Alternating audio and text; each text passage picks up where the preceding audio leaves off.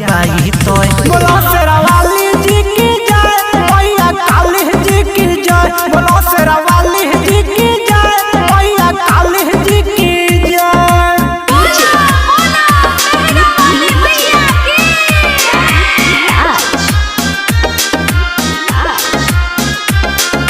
जोर से पाप के छोय होलाई कोहे सब जमाना, दिल के झूमे दो भगवती में रोकई तनिको बाना।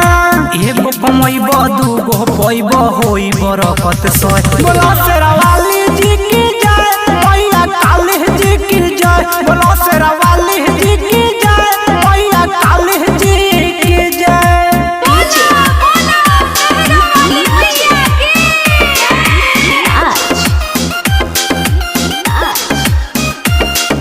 एक रंग में सभे रंगाइल दुख दर्द भूल के, बिहारी लाल तिलक लगई है माँ के चरण धूल के।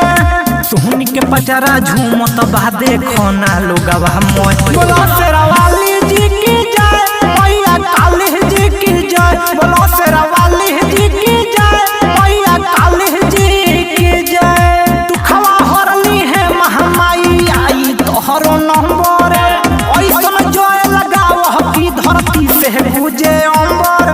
खुशहाली जिंदगी हो जाई बतिया बाई तोय। बोलो